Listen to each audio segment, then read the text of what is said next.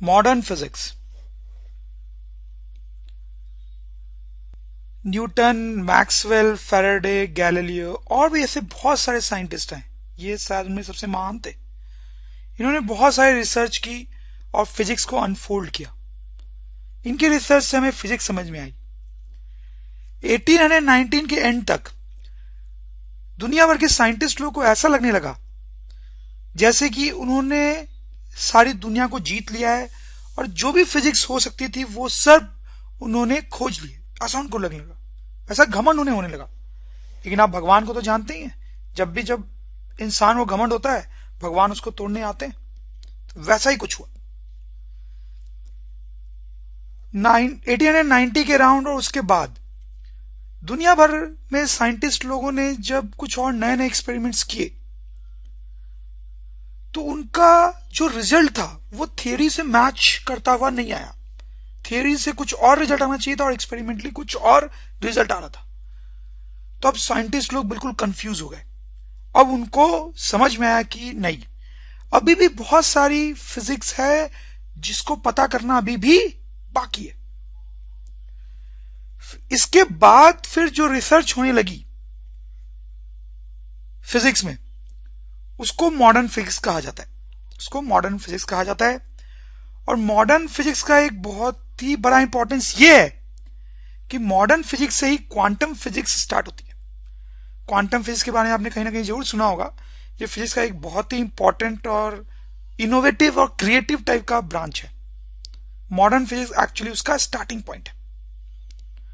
तो यहां में हम क्वांटम फिजिक्स तो नहीं पढ़ने वाले हैं, आप समझ सकते हैं कि हम उसका स्टार्टिंग पॉइंट पढ़ने वाले हैं, that is called modern physics.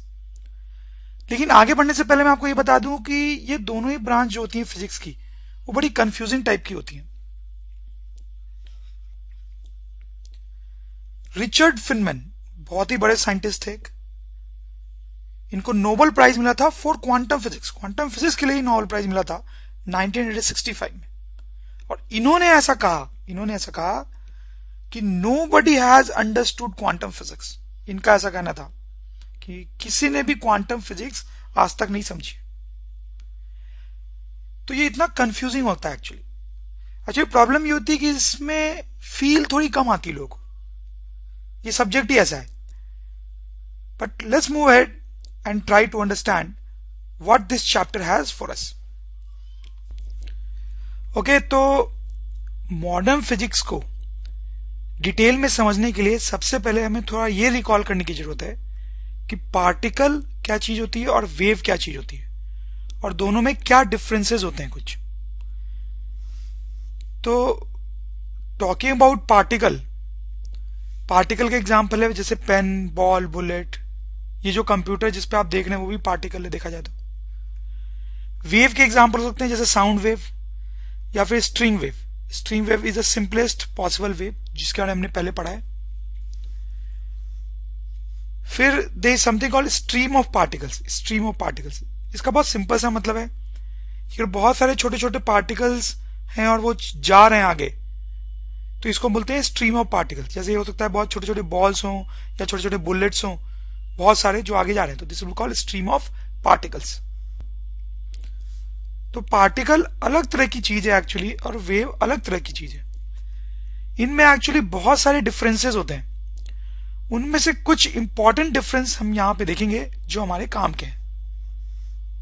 First difference is कि पार्टिकल में डिस्क्रीट फ्लो ऑफ एनर्जी होता है, डिस्क्रीट फ्लो ऑफ एनर्जी। और वेव में कंटिन्यूअस फ्लो ऑफ एनर्जी होता है। देखिए आप इसको समझने की कोशिश करें। जैसे यहां पे ये स्ट्रीम ऑफ पार्टिकल्स अगर आगे जा रहे हैं, तो अपने साथ साथ वो एनर्जी भी ले जा रहे हैं। हर छोटे बॉल के पास कुछ काइनेटिक एनर्जी है, हर छोटे बॉल के पास कुछ काइनेटिक एनर्जी है, हर छोटे बॉल के पास कुछ काइनेटिक एनर्जी है। तो वो डिस्क्रीट है। इसके पास थोड़ी सी काइनेटिक एनर्जी, इसके पास थोड़ी सी काइनेटिक एनर्जी, इसके पास थोड़ी सी काइनेटिक एनर्जी। तो सबके पास थोड़ी काइनेटिक एनर्जी है। तो this is discrete kinetic energy. जैसे कि अगर ये स्ट्रीम ऑफ पार्टिकल्स हैं और सपोज करो एक वॉल है, यहां पे वॉल, और ये इस वॉल पे हिट कर रहे हैं, तो वो एनर्जी डिस्क्रीट वे में आ रही है। कैसे? जब ये बॉल हिट करेगा तो थोड़ी सी एनर्जी वॉल तक पहुंचेगी, जब ये बॉल थोड़ी देर बाद हिट करेगा तो थोड़ी सी एनर्जी वॉल तक पहुंचेगी। फिर कुछ देर बाद जब ये बॉल वॉल को हिट करेगा तो थोड़ी सी और एनर्जी पहुंचेगी। कुछ देर बाद जब ये बॉल वॉल को हिट करेगा तो थोड़ी सी और एनर्जी पहुंचेगी। तो एनर्जी जो है वॉल तक पहुंच रही है इन अ डिस्क्रीट वे। डिस्क्रीट वे का मतलब है थोड़ी थोड़ी थोड़ी थोड़ी करके। वेव के केस में एनर्जी का फ्लो कंटिन्यूअस होता है। जैसे मैं आपको बताऊं, जैसे ये स्पीकर है, उसे साउंड वेव निकल रही है और एक आदमी उसको लिसन कर रहा है, तो क्या इससे निकलने वाली साउंड आदमी को थोड़ी थोड़ी थोड़ी करके सुनाई देगी? नो, उससे जो साउंड निकल रही है आदमी को कंटिन्यूअसली सुनाई देगी, कंटिन्यूअसली सुनाई देगी। तो this is a continuous flow of energy. जब आदमी को कंटिन्यूअसली साउंड सुनाई दे रही है मतलब आदमी तक एनर्जी जो है वो कंटिन्यूअसली फ्लो करके आ रही है। तो this is example of continuous flow of energy in wave. जैसे एक और केस देखें, ये स्ट्रिंग वेव है। सपोज करो मैंने यहां पे एक लाइन ड्रॉ कर दी, तो इससे स्ट्रिंग वेव पास हो रही है, पल्स पास हो रही है। तो जैसे जैसे ये पल्स पास हो रही है एनर्जी पास हो रही है इससे। अब देखिए एनर्जी जो है कंटिन्यूअस वे पास हो रही है इस ग्रीन लाइन से। वेव के केस में एनर्जी कंटिन्यूअसली फ्लो करती है, और पार्टिकल के केस में एनर्जी डिस्क्रीट वे में फ्लो करती है, डिस्क्रीट वे में। ये पहला इंपॉर्टेंट डिफरेंस था। Let's see the second one. Second difference ये है कि पार्टिकल में डिफ्रैक्शन नहीं होता है, नो डिफ्रैक्शन इन पार्टिकल। वेव में डिफ्रैक्शन होता है, वेव में डिफ्रैक्शन होता है। और डिफ्रैक्शन क्या है ये आपको थोड़ा सा याद तो होगा ही। Anyways we will recall it. तो अगर हमारे पास ऐसा कुछ सेटअप है, ये एक वॉल है और यहां पे एक दूसरा वॉल है जिसमें एक होल है, यहां पे बीच में होल है। तो यहां से स्ट्रीम ऑफ पार्टिकल्स अगर आ रहे हैं तो वो होल को क्रॉस करके यहां वॉल पे सामने आएंगे।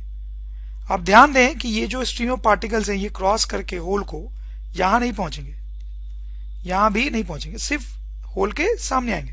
Very simple. अगर हम वेव की बात करें तो सपोज करो वही सेटअप है हमारे पास, वॉल और ये होल, और यहां पे साउंड का सोर्स है, वेव का सोर्स है, वेव का सोर्स। तो इससे भी वेव निकलेंगी, इससे भी वेव निकलेंगे। क्या ये वेव सिर्फ यहीं पर सुनाई देगी? सिर्फ क्या कोई आदमी अगर यहां पे खड़ा है तो यहीं पे सुनाई देगी? क्या यहां पे अगर कोई आदमी खड़ा है तो उसको साउंड नहीं सुनाई देगी? नहीं, यहां पर अगर आदमी खड़ा है तो उसको भी साउंड सुनाई देगी। तो इसमें क्या होता है कि इससे जो साउंड वेव्स निकलती हैं वो होल से पास होने के बाद स्प्रेड हो जाती है, स्प्रेड हो जाती है। इसलिए साउंड हर जगह पे सुनाई देगी, हर जगह पे सुनाई देगी। This phenomena is called diffraction. This phenomena is called diffraction. Diffraction means bending at edge, bending at edge. Sound wave जब किसी होल से पास करता है तो एज पे बेंड कर जाता है, फैल जाता है बेंड होके, इसको बोलते हैं डिफ्रैक्शन। लेकिन जब पार्टिकल्स किसी होल से पास करते हैं तो वो बेंड नहीं करते हैं, वो सीधे ही चलते रहते हैं। तो हम बोल सकते हैं कि पार्टिकल्स डिफ्रैक्शन शो नहीं करते। So these are two very important differences between particles and wave, जो कि हमें मॉडर्न फिजिक्स पढ़ने में बहुत हेल्प करेंगे। आगे बढ़ने से पहले इस चैप्टर में इलेक्ट्रोमैग्नेटिक स्पेक्ट्रम क्या होता है ये भी पता होना चाहिए आपको। ये आपने पहले भी बहुत सारे चैप्टर में पढ़ा होगा और आपको पता होगा, बट थोड़ा रिकॉल कर लेते हैं। तो इलेक्ट्रोमैग्नेटिक वेव्स जो होती हैं, इलेक्ट्रोमैग्नेटिक वेव्स वो डिफरेंट डिफरेंट तरीके की होती हैं। जैसे रेडियो वेव हो सकती है, माइक्रोवेव हो सकता है, इंफ्रारेड हो सकता है, visible, ultraviolet, x ray, gamma ray. जैसे डिफरेंट डिफरेंट तरह की इलेक्ट्रोमैग्नेटिक वेव्स होती है। ये विजिबल रेज जो होती हैं वो नॉर्मल रेज हैं जो बल्ब से या ट्यूबलाइट से निकलती है और हमें दिखाई देती है। ये इंफ्रारेड, माइक्रोवेव, रेडियो वेव, ये भी वैसी वेव्स होती हैं जैसे विजिबल रेज होती हैं। बस फर्क ये कि ये वेव्स हमें दिखाई नहीं देती है, ये वेव्स भी हमें दिखाई नहीं देती और विजिबल हमें दिखाई देती है। जैसे इंफ्रारेड जो होता है, जब अपने टीवी का रिमोट दबाते हो तो उससे इंफ्रारेड निकलती है, और उस रिमोट से जो इंफ्रारेड निकलती है वो टीवी तक पहुंचती है। तब टीवी को पता चलता है कि अच्छा आपने चैनल चेंज करने के लिए बटन दबाया है। जैसे माइक्रोवेव जो है वो माइक्रोवेव ओवन में होता है, इसके हेल्प से खाना पकता है। रेडियो वेव तो आप नाम से समझ रहे होंगे कि रेडियो से रिलेटेड है, ये रेडियो से निकलता है रेडियो वेव। जैसे एक्सरे के बारे में तो आपको पता ही होगा कि वो मेडिकल पर्पज के लिए यूज होता है। तो ऐसे ऐसे सारे वेव्स की अपनी अपनी कहानी है, जो कि हम किसी चैप्टर में बहुत डिटेल में भी देखेंगे। टेक्निकली इन सब में अंतर क्या होता है? इन सारे वेव्स में अंतर ये होता है कि उनका वेवलेंथ अलग अलग होता है।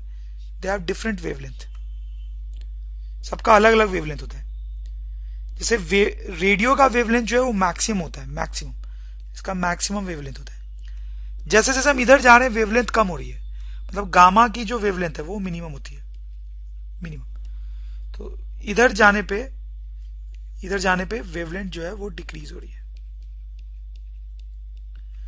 ये डायग्राम भी आपको हेल्प करेगा समझने में। अब देखें यहां पे वेवलेंथ ज्यादा दिख रही है, जैसे हम इधर जा रहे हैं वेवलेंथ कम होती जा रही है, यहां पे वेवलेंथ मिनिमम है, गामा की वेवलेंथ मिनिमम होती है। क्वांटाइज्ड वर्ड का मीनिंग आपको पता होगा, नहीं तो आप देख लें यहां पे। जैसे मान लें ये एक रैंप है, रैंप पे एक आदमी खड़ा है, और यहां पे एक स्टेयर है, स्टेयर पे एक आदमी खड़ा है। तो ये जो सिचुएशन है वो कंटिन्यूअस है, कंटिन्यूअस हाइट, मतलब इसमें जो आदमी है वो किसी भी हाइट पे खड़ा हो सकता है, किसी भी हाइट पे, तो इसलिए मैं उसको बोल रहा हूं कंटिन्यूअस। इस केस में, स्टेयर वाले केस में, आदमी किसी भी हाइट पे नहीं खड़ा हो सकता, क्या तो वो इस हाइट पे होगा, क्या इस हाइट पे, क्या इस हाइट पे। तो यहां पे हाइट की डिस्क्रीट वैल्यूज पॉसिबल है, इसलिए हम बोलेंगे height is quantized, height is quantized, very simple. Electron volt क्या है ये भी आपको पता होना चाहिए। Electron volt is simply unit of energy, वो एनर्जी की यूनिट है। जैसे अगर आपको एनर्जी बोला गया 5 इलेक्ट्रॉन वोल्ट, तो इसका मतलब है कि energy is 5 into 1.6 into 10⁻19 joule. तो ये कन्वर्जन फैक्टर है इलेक्ट्रॉन वोल्ट से जूल के लिए। So let's start this very important topic that is called photo electric effect.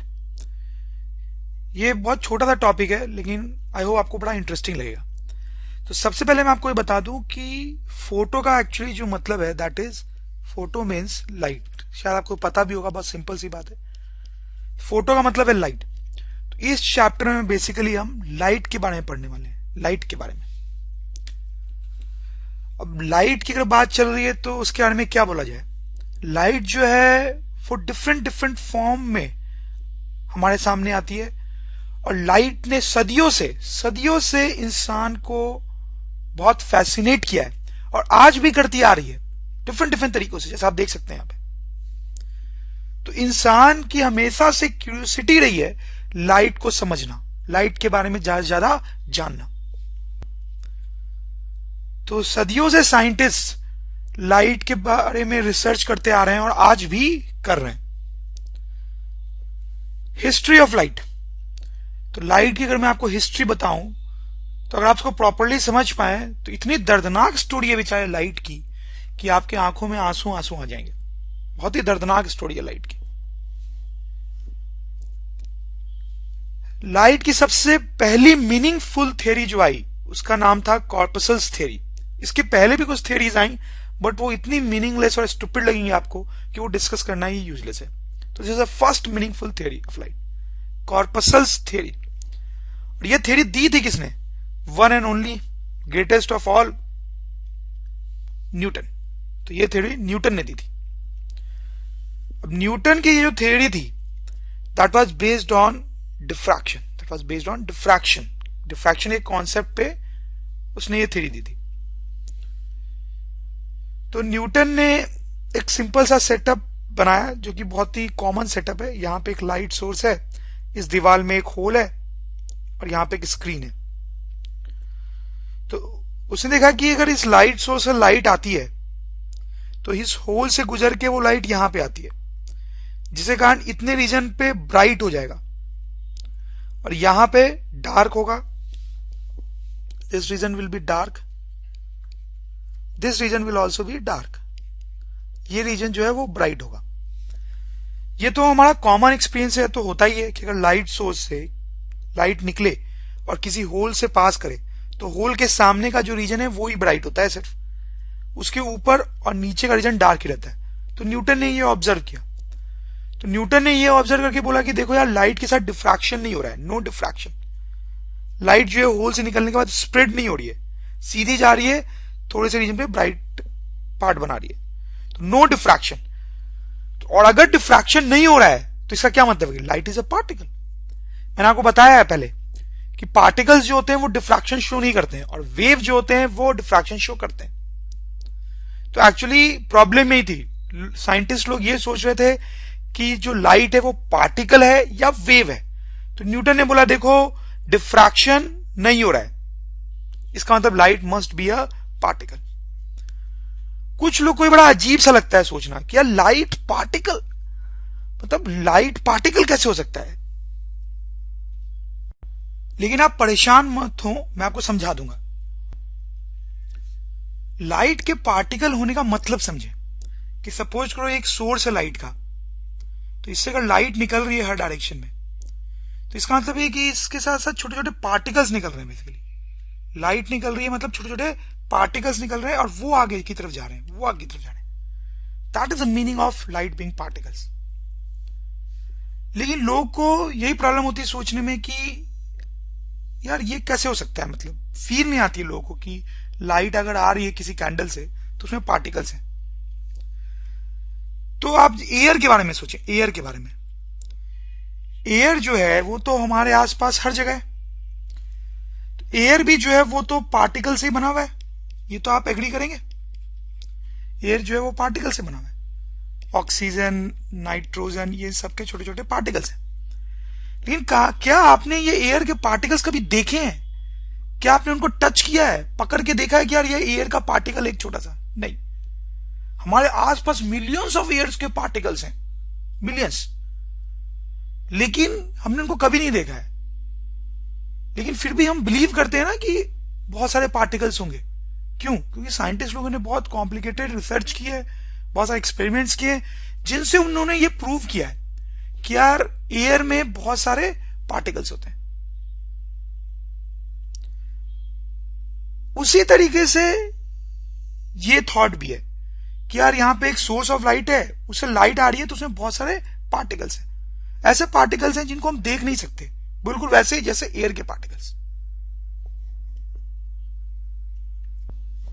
So anyways, Newton ने बोला कि लाइट पार्टिकल है और उसके पास एक वैलिड एक्सप्लेनेशन भी था, तो हम न्यूटन की बात को तो कौन टाल सकता था।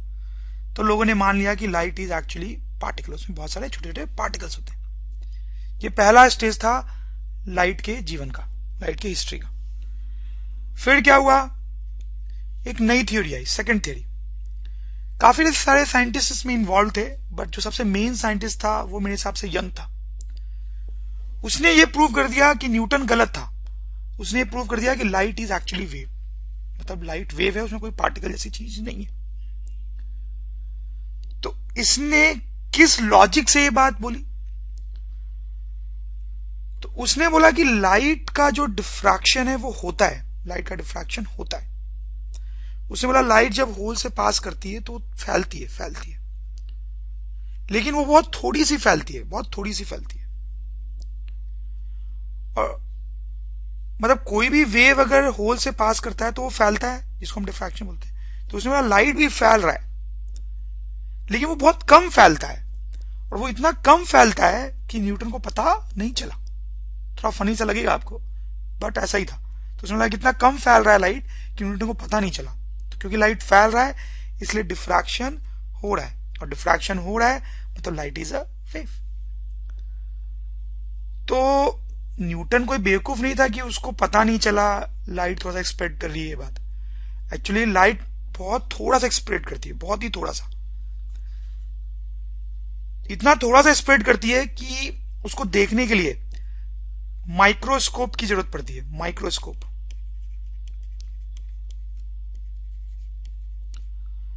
तो न्यूटन के टाइम पे उतने अच्छे माइक्रोस्कोप्स नहीं थे कि ये छोटे से स्प्रेडिंग को देखा जा सके, लेकिन यंग के टाइम तक ऐसे अच्छे माइक्रोस्कोप्स बन गए थे जिनके हेल्प से ये स्प्रेडिंग देखी जा सकती थी। तो यंग ने बोल दिया कि लाइट वेव है, और भी कुछ उसने एक्सपेरिमेंट्स किए थे, बट वो देखना हमारे इंटरेस्ट में नहीं है अभी। फिर एक और साइंटिस्ट आया, Maxwell. Maxwell was like a genius, absolute genius. तो यंग ने तो एक्सपेरिमेंटली प्रूव किया था कि लाइट जो है वो वेव होती है। इसने थियोरेटिकली मैथमेटिकली इक्वेशंस के हेल्प से ये प्रूव कर दिया कि light is wave, light is wave. तो ये एस्टैब्लिश हो गया कि देखो लाइट जो है वो तो पक्का वेव है, डिफ्रैक्शन भी हो रहा है उसका, कोई डाउट नहीं है इसमें। तो लोगों ने मान लिया कि लाइट वेव है। ये जो पहली थियरी आई थी न्यूटन की वो 1700 में आई थी, 1700 की शुरुआत में आई थी। और फिर यंग ने जो अपनी थ्योरी दी थी वो 1800 के शुरुआत में दी थी।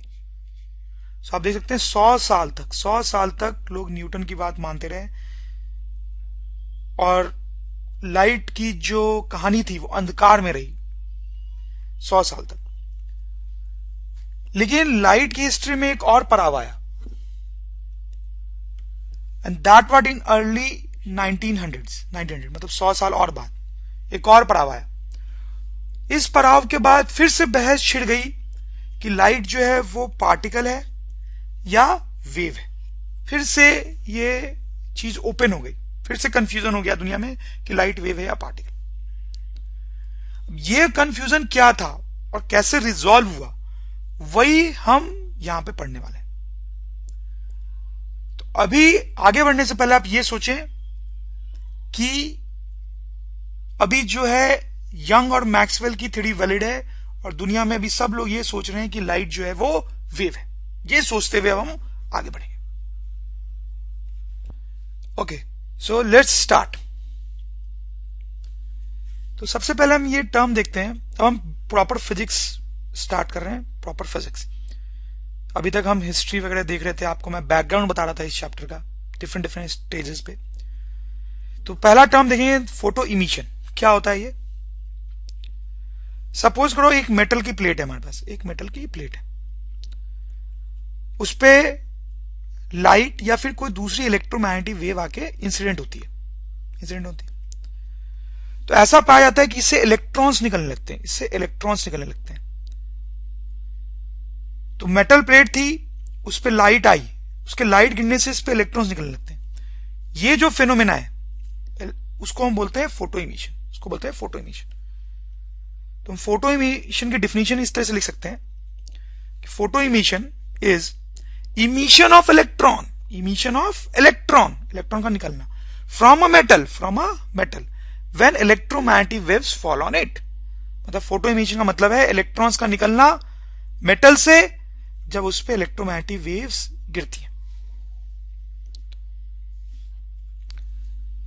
ये फेनोमेना जो है वो डिस्कवर किया गया अराउंड 1900।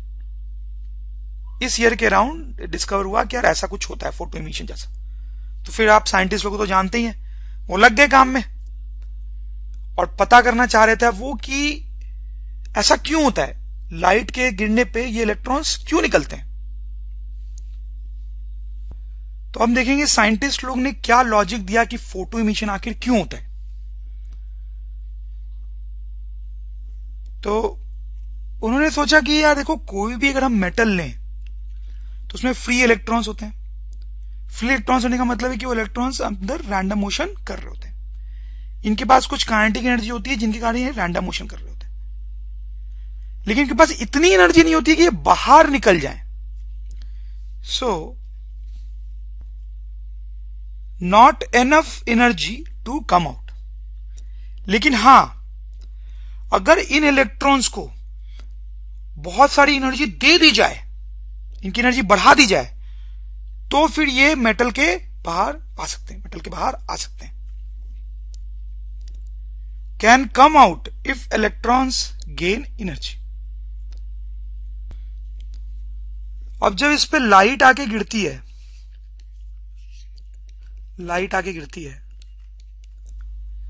तो लाइट अपने साथ एनर्जी भी लाती है।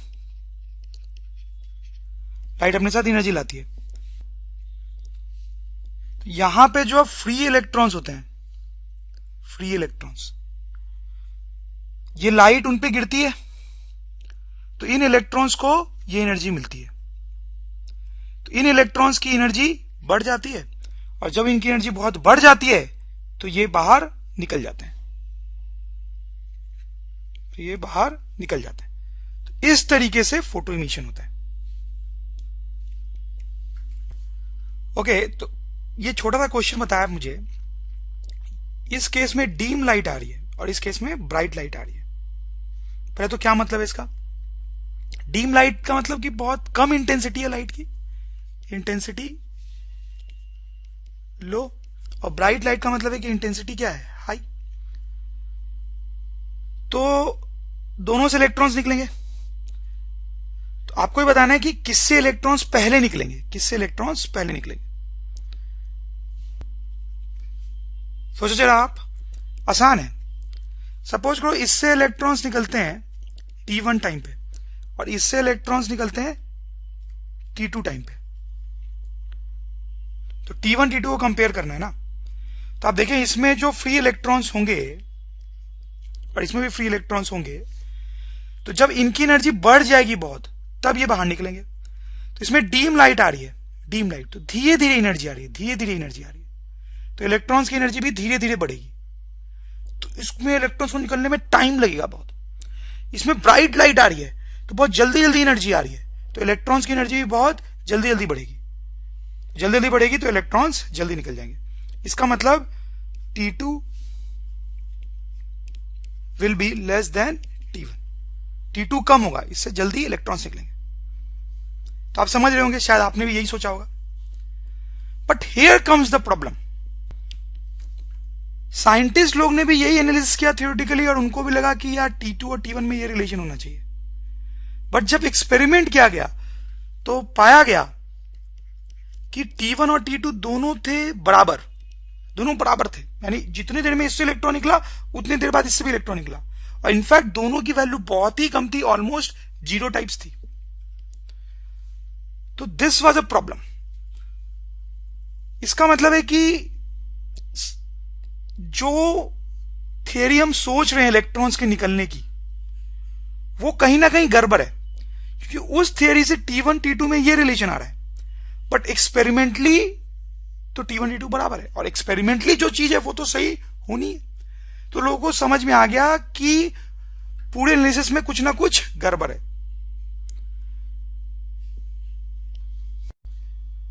और भी कुछ प्रॉब्लम्स आ रही थी इन एक्सपेरिमेंट्स के साथ। जैसे मैं आपको बताऊं, प्रॉब्लम थी no photo emission for low frequency electromagnetic waves, no photo emission for low frequency electromagnetic waves. कहने का मतलब था कि अगर मेटल पे इलेक्ट्रोमैग्नेटिक वेव्स आ रही है, उनकी फ्रीक्वेंसी लो है, लो, तो ऐसा पाया जा रहा था कि इससे इलेक्ट्रॉन्स निकल ही नहीं रहे थे, कोई इलेक्ट्रॉन्स नहीं निकल रहे थे इससे। इसका रीजन भी लोगों को समझ में नहीं आ रहा था कि इलेक्ट्रॉन्स क्यों नहीं निकल रहे हैं अगर फ्रीक्वेंसी लो है तो ऐसी प्रॉब्लम्स के आने से लोगों को यह समझ में आया कि यार जो फिजिक्स यहां पे यूज की जा रही है उसमें कुछ ना कुछ गड़बड़ है, और फिर साइंटिस्ट लोग लग गए काम में और क्या प्रॉब्लम है थियरी में ये खोजना शुरू कर दिया उन्होंने। काफी टाइम बीत गया, सालों बीत गए, लेकिन कोई भी साइंटिस्ट सॉल्यूशन नहीं ढूंढ पा रहा था। ओके, जहां बड़े बड़े साइंटिस्ट प्रॉब्लम को सॉल्व करने में लगे हुए थे, उधर भगवान को कुछ और ही मंजूर था। 1902 और 3 के आसपास एक बिल्कुल ही अननोन स्टूडेंट था,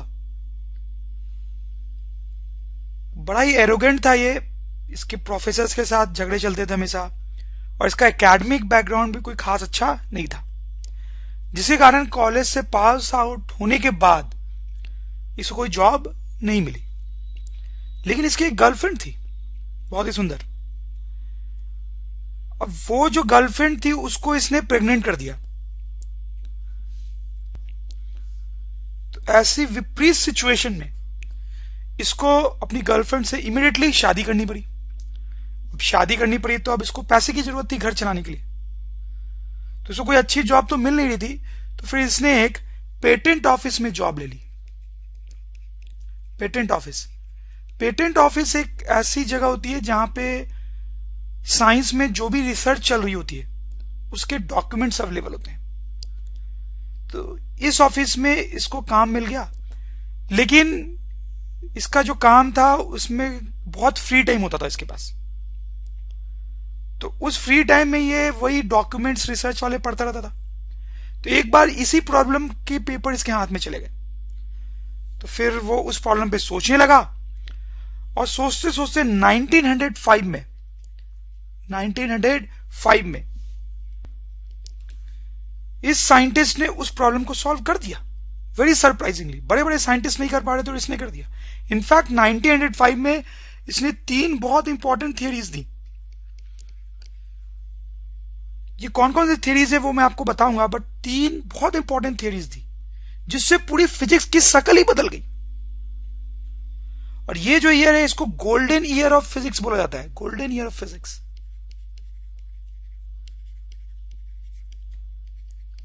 सिर्फ इस आदमी के कारण। तो उसमें से उसकी जो पहली थियरी थी, उससे जो प्रॉब्लम हम डिस्कस कर रहे हैं लाइट वाली, वो सॉल्व हो गई, और उसके लिए उसको आगे जाके नोबेल प्राइज भी मिला, नोबेल प्राइज भी मिला। ये जो साइंटिस्ट था, कौन था ये, क्या नाम था इसका?